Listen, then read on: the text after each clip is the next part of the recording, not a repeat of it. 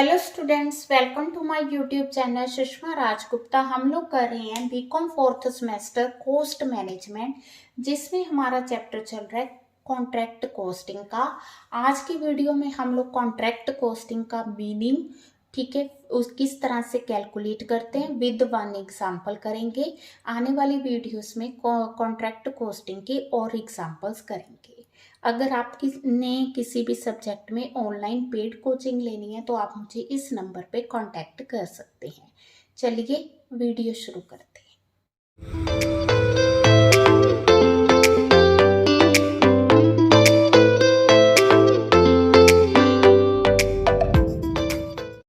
हाँ जी, हमारा next topic है कॉन्ट्रैक्ट कॉस्टिंग। कॉन्ट्रैक्ट कॉस्टिंग होती क्या है? कॉन्ट्रैक्ट कॉस्टिंग एक स्पेसिफिक ऑर्डर कॉस्टिंग है, जो कि मतलब कस्टमर की रिक्वायरमेंट के अकॉर्डिंग, है ना, कोई हम कॉन्ट्रैक्ट करते हैं तो उसकी जो कॉस्ट कैलकुलेट की जाती है, that is called contract costing. तो फिर जॉब कॉस्टिंग भी यही थी। जॉब कॉस्टिंग में भी हम लोग कस्टमर की रिक्वायरमेंट के अकॉर्डिंग जो है प्रोडक्ट तैयार करते थे। दोनों में डिफरेंस क्या है? जो कॉन्ट्रैक्ट कॉस्टिंग है ये लॉन्ग ड्यूरेशन की है, ठीक है।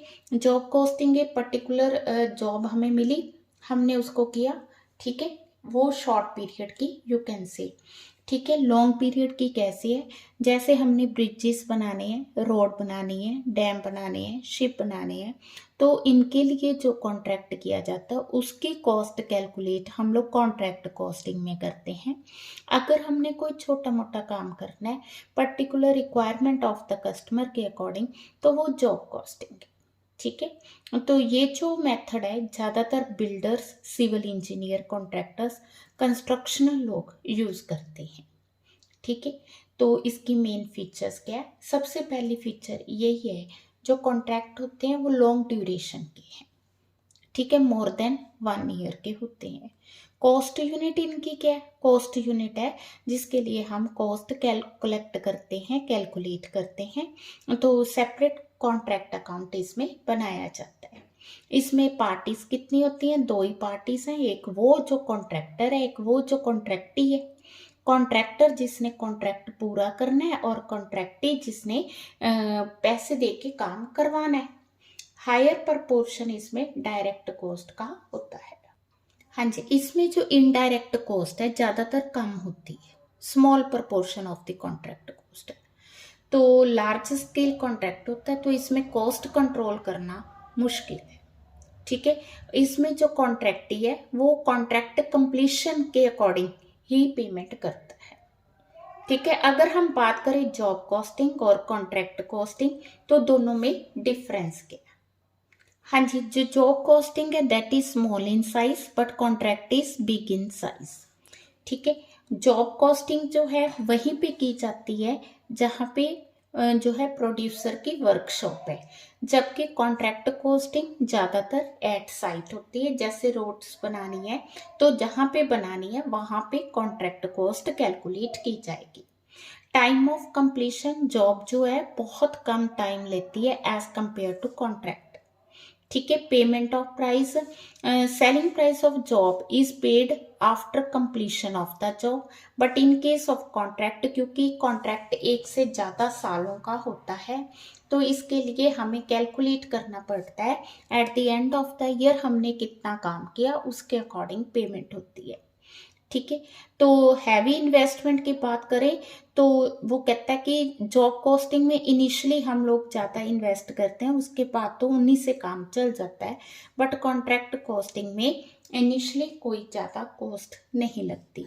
जॉब कॉस्टिंग में जो खर्चे होते हैं डायरेक्ट भी होते हैं, इनडायरेक्ट भी होते हैं, but in case of contract costing ज़्यादातर जो एक्सपेंसेस हैं डायरेक्ट होते हैं। ट्रांसफर ऑफ प्रॉफिट, वो कहता है जितना प्रॉफिट है सारे का सारा P&L में जाता है। इन केस ऑफ कॉन्ट्रैक्ट तो ये डिपेंड करता है कि कितना कंप्लीट हुआ, उतना ही प्रॉफिट एंड लॉस में जाएगा। जॉब कॉस्टिंग ज़्यादातर जैसे प्रिंटिंग होगी, फाउंडरिंग होगी, यहाँ पे यूज़ की जाती है, और कॉन्ट्रैक्ट कॉस्टिंग रोड्स, ब्रिजेस और बिल्डिंग बनाने के कामों में यूज़ की जाती है। Cost unit, job is the cost unit in case of job costing, और contract is the cost unit, मतलब किसकी हमने कॉस्ट कैलकुलेट करनी है, कॉन्ट्रेक्चुअल ऑब्लिगेशन, तो ये भी कस्टमर की रिक्वायरमेंट के अकॉर्डिंग है, और इन केस ऑफ कॉन्ट्रैक्ट भी कस्टमर की रिक्वायरमेंट के अकॉर्डिंग है। हाँ जी, कॉस्ट अकमुलेट करनी और वेरिएंस को एनालाइज करना, ये कॉन्ट्रैक्ट कॉस्टिंग में ज़्यादा सिंपल है। हाँ जी, अगर हम रिकॉर्डिंग की बात करें तो सबसे पहले हम बात कर रहे हैं मटेरियल की। जितना भी डायरेक्ट मटेरियल परचेज किया जाएगा वो हम डेबिट साइड शो करेंगे। अगर कोई मटेरियल हमने स्टोर्स में वापस किया है तो उसको क्रेडिट साइड शो किया जाएगा। नेक्स्ट हमारा पॉइंट है कि अगर हमने कोई सरप्लस मटेरियल सेल किया है तो वो क्रेडिट साइड आएगा। अगर सरप्लस मटेरियल से कोई प्रॉफिट हुआ है तो वो प्रॉफिट एंड लॉस में जाएगा। अगर बाय चांस मटेरियल की लॉस हुई है स्टोलन से या डिस्ट्रॉय बाय फायर से, तो उसे P&L में ट्रांसफर किया जाएगा। अगर हमें किसी तरह की बाय फायर मटेरियल लॉस हो गया, हमें कोई कंपनसेशन रिसीव हुआ है, तो उसे बैलेंस शीट में शो किया जाएगा। ठीक है, material in hand at the end जो हमारे पास मटेरियल बच जाएगा उसे हम क्रेडिट साइड शो करेंगे। तो कई बार क्या होता है कि जो मटेरियल है वो एक कॉन्ट्रैक्ट से दूसरे कॉन्ट्रैक्ट में ट्रांसफर होता है। अब जिस कॉन्ट्रैक्ट को मटेरियल मिला है वो तो डेबिट करेगा, जिसने मटेरियल गिव अप किया है वो क्या करेगा, क्रेडिट करेगा। अब अगर किसी तरह की मटेरियल में नॉर्मल वेस्टेज हुई है तो उसे हम इन्फ्लेटिंग करके शो करेंगे, अलग से शो नहीं किया जाएगा। स्टोर्स यूज्ड इन मैन्युफैक्चर, उनको हम वर्क एक्सपेंसेस में डाल देंगे। पॉइंट क्लियर है? तो मटेरियल की जो जो ट्रीटमेंट हो सकती है वो सब हमने की है। ठीक है जी। नेक्स्ट आ गई लेबर। जितनी भी लेबर इंप्लॉय की जाएगी उसे हम डायरेक्ट लेबर कहेंगे और उसे हम डेबिट साइड शो करेंगे। ठीक है, हर एक कॉन्ट्रैक्ट की ज़्यादातर अलग ही कोस्ट शीट तैयार की जाती है। ठीक है, अगर बाय चांस अलग वेज शीट नहीं तैयार की तो वेज एनालिसिस शीट तैयार की जाती है। नेक्स्ट आके डायरेक्ट एक्सपेंसेस, तो जितने भी साइट के खर्चे हैं वो सारे के सारे हम लोग डेबिट साइड शो करेंगे। नेक्स्ट आके इनडायरेक्ट एक्सपेंसेस, तो कुछ खर्चे ऐसे हैं जैसे इंजीनियर की सैलरी होगी, सर्वेयर की सैलरी होगी, तो उन खर्चों को हम डायरेक्ट नहीं डाल सकते, तो हम क्या करेंगे, अलग अलग कॉन्ट्रैक्ट्स में परसेंटेज के बेसिस पे डाल देंगे। अब बात आ गई प्लांट एंड मशीन की। हाँ जी, प्लांट को ट्रीट करने के दो मेथड है। फर्स्ट मेथड है कि हमने क्या करना है, जैसे प्लांट हमारे पास 1 लाख रुपीज़ का आया तो यहाँ पे हमने डेबिट साइड 1 लाख रुपीज़ डाल देने हैं, credit side at the end of the year अगर वो हमने 6 मंथ यूज़ किया, ठीक है, पूरा साल यूज़ किया, उसके अकॉर्डिंग उसकी डेप्रिसिएशन लेस करके जितनी वैल्यू बच गई वो हम क्रेडिट कर देंगे। अपने आप ही उसकी जो वैल्यू है डेबिट हो जाएगी, कितनी, जितनी डेप्रिशिएट है। पहला मेथड ये हो गया। सेकंड मेथड है कि कॉन्ट्रैक्ट अकाउंट में हम लोग डेबिट साइड उसकी डेप्रिशिएटेड वैल्यू ही डालेंगे या डेप्रिशिएशन ऑन प्लांट 10,000 ही डाल देंगे। ठीक है जी। कई बार क्या होता है, जो बड़े बड़े कॉन्ट्रैक्ट होते हैं उसमें कुछ हिस्सा जो है आगे सब कॉन्ट्रैक्टी को दे दिया जाता है। ठीक है, तो जैसे वो कह रहा है कि जैसे डोर सेटिंग होगी, है ना, स्पेशल फ्लोरिंग होगी या इलेक्ट्रिकल फिटिंग होगी, तो सारा काम कॉन्ट्रैक्टर खुद नहीं करता, कुछ काम आगे ट्रांसफर कर देता है। अब जो उस सब कॉन्ट्रैक्टर की कॉस्ट होगी उसे हम क्या करेंगे, डेबिट साइड डाल देंगे। कई बार क्या होता है कि जब हम किसी से कॉन्ट्रैक्ट करते हैं तो कुछ चीज़ें ऐसी होती हैं उस टाइम हमारे माइंड में नहीं आती, बाद में जैसे जैसे हम काम करवाते हैं हमारे माइंड में आता है कि यहाँ पे ये चीज़ एक्स्ट्रा होनी चाहिए। तो वो जो एडिशनल वर्क हम कॉन्ट्रैक्टर से ले रहे हैं, एडिशनल वर्क जो पहले कॉन्ट्रैक्ट का हिस्सा नहीं था। अगर तो एडिशनल वर्क बहुत ही ज़्यादा, बहुत ज़्यादा कैसे हो गया, जैसे पहले आपने सोचा था कि फर्स्ट फ्लोर ही बनाना है, बिल्डिंग का सेकंड फ्लोर नहीं बनाना, अब आप सेकंड फ्लोर बना रहे हो, तो ये तो एक अलग ही कॉन्ट्रैक्ट हो गया। इसके लिए सेपरेट कॉन्ट्रैक्ट, सब सेपरेट अकाउंट बनेगा। अगर जस्ट थोड़ा सा आपने एडिशन की है, जैसे कोई रूम है उसकी पार्टीशन कर ली, ठीक है, या रूम को छोटा बड़ा कर दिया, तो अगर ऐसा कोई छोटा मोटा वर्क आपने एक्स्ट्रा करवाया है तो उसकी जो भी कॉस्ट होगी वो डेबिट हो जाएगी, और इसका जो आप एक्स्ट्रा चार्ज दे रहे हो वो कॉन्ट्रैक्ट प्राइस में ऐड हो जाएगा। ठीक है, अगर कोई काम किया हुआ डिफेक्टिव है तो उसकी पेमेंट नहीं की जाएगी। ठीक है जी। पेनल्टीज, पेनल्टीज क्या है कि डिले कर दिया, टाइम पे कॉन्ट्रैक्ट पूरा नहीं हुआ, तो जो कॉन्ट्रैक्टी है वो क्या कर सकता है, पेनल्टी चार्ज कर सकता है। तो अगर तो नॉर्मल पेनल्टी है, कोई खास बात नहीं है, कॉन्ट्रैक्ट अकाउंट में डेबिट कर दो। बट अगर एब नॉर्मल पेनल्टी है फिर आप कॉस्टिंग P&L में डालोगे। हाँ जी, हम बात कर रहे हैं कॉन्ट्रैक्ट अकाउंट की। कॉन्ट्रैक्ट अकाउंट हमने पहले किया, वो जो साल से ज़्यादा तक चलते हैं, जैसे कोई ब्रिज बनाना है, जैसे कोई यू कैन सी कि रोड्स बनानी है या कोई बिल्डिंग बनानी है, वो एक साल में कंप्लीट नहीं हो रही है, एक से ज़्यादा साल ले रही है। अब जो कॉन्ट्रैक्टर है उसने मतलब एक पूरा साल आपके साथ काम किया, ठीक है, मटेरियल भी लगाया, लेबर भी लगाई, ओवरहेड भी किए, अब उसको साल बाद तो पेमेंट चाहिए, ठीक है ना। अगर उसके पास पेमेंट नहीं होगी तो हो सकता है वो आगे कंप्लीट ना कर पाए, ठीक है। अगर वो नहीं पेमेंट लेता तो उसको बहुत ज़्यादा कैपिटल की ज़रूरत है। बट नॉर्मली ये होता है कि कॉन्ट्रैक्टर जो है अपने काम का कुछ हिस्सा जो है रिसीव करता है after a certain period, may be 6 month, may be 1 year. अब वो जो पेमेंट रिसीव करेगा किसके बेसिस पे करेगा, on the basis of work certified. Work certify कौन करेगा, आर्किटेक्ट करेगा। वो एक सर्टिफिकेट इशू करेगा कि इतना काम हो चुका है, और जितना काम वो सर्टिफाई करेगा उसके अकॉर्डिंग कॉन्ट्रैक्टर को पेमेंट की जाएगी। अब जो कॉन्ट्रैक्टर को पेमेंट करनी है वो 100% नहीं की जाएगी, उसमें से कुछ पेमेंट रखी जाएगी। वो जो पेमेंट रखी जाएगी उसको रिटेंशन मनी कहते हैं। इसका मेन मकसद होता है कल को कॉन्ट्रैक्टर काम पूरा नहीं करता या कोई गलती करता है या कोई पेनल्टी अराइज होती है तो जो कॉन्ट्रैक्टी है उसको प्रॉब्लम अराइज ना हो। ठीक है, अब जितना काम उसने सर्टिफाई कर दिया वो तो जैसे काम जो है 1 लाख रुपए का हुआ है, ठीक है। आर्किटेक्ट ने सर्टिफाई कितना किया, 80%, 80,000 का। 20,000 उसने सर्टिफाई नहीं किया तो इसको बोलेंगे वर्क अनसर्टिफाइड, ठीक है। इसका सर्टिफिकेट मिल गया। अब ज़रूरी नहीं कि 80,000 पूरी पेमेंट की जाएगी, हो सकता है उसका आगे 80% पे किया जाए, ठीक है। तो बाकी जो बच गया 16,000 उसको क्या किया जाएगा, रिटेन किया जाएगा। Point clear.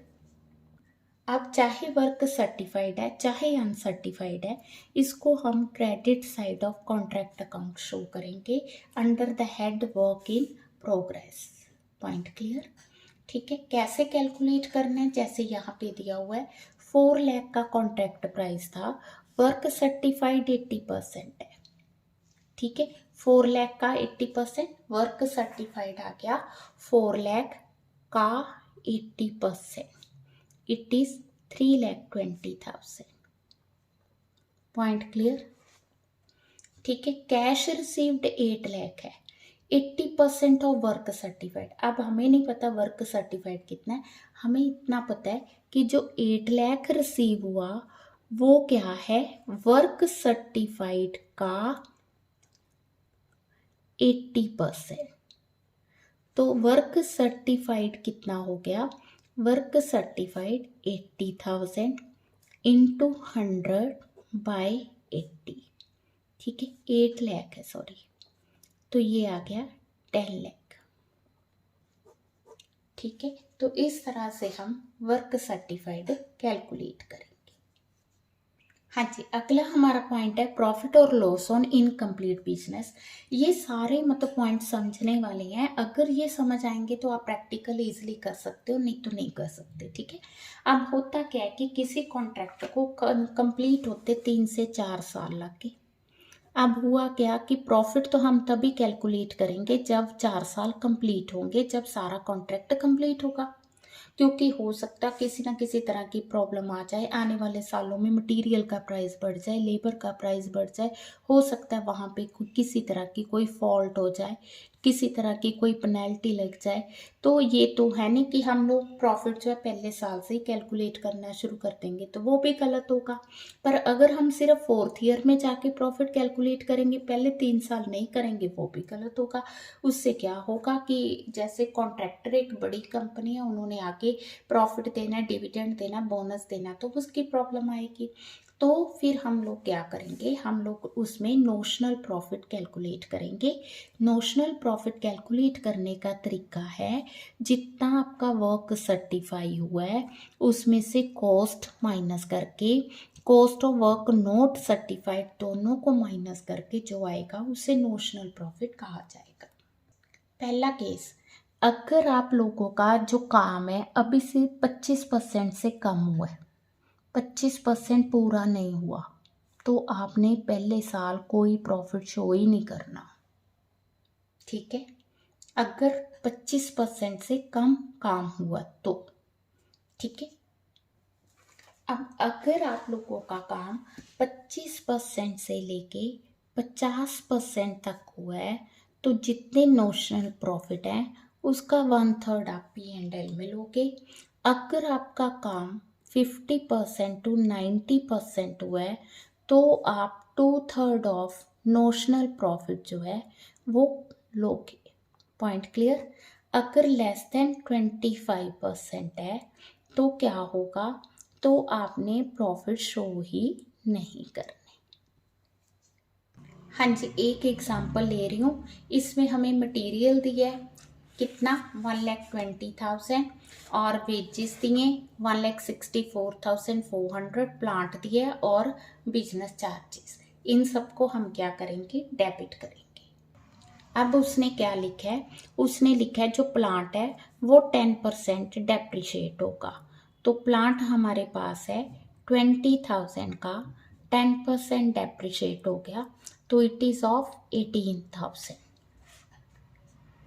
फिर उसने कहा है कि जो मटेरियल है, मटेरियल इन हैंड मैंने शुरू में बताया था आपको, जो बच गया क्रेडिट होगा। हाँ जी, हमें वर्क सर्टिफाइड दिया है, कैश रिसीव दिया है 240, बीइंग 80% ऑफ वर्क सर्टिफाइड। हाँ जी, जो हमें कैश रिसीव हुआ है ना 2,40,000, it is 80% of the work certified. तो वर्क सर्टिफाइड हमारा कितना आएगा, दैट इज 3 लाख रुपीज़। अब जो इनका डिफरेंस आएगा वो आएगा नोशनल प्रॉफिट। नोशनल प्रॉफिट हमारा आ रहा है 15,000। ठीक है जी, अब जो नोशनल प्रॉफिट आया 15,000, इसमें से हम क्या करेंगे, इसमें से हम P&L में डालेंगे 15,000 का 2/3। क्यों, कॉन्ट्रैक्ट हमारा 6 लाख का था, 3 लाख वर्क सर्टिफाइड है, तो इट मीन्स कि मोर देन 50% या 50% है, तो 2/3 into cash received over work certified. ठीक है, ये आ गया हमारा 8,000, और जो बच गया वो जाएगा वर्क इन प्रोग्रेस में, दैट इज 7,000। तो इस तरह से हम कॉन्ट्रैक्ट अकाउंट तैयार करेंगे।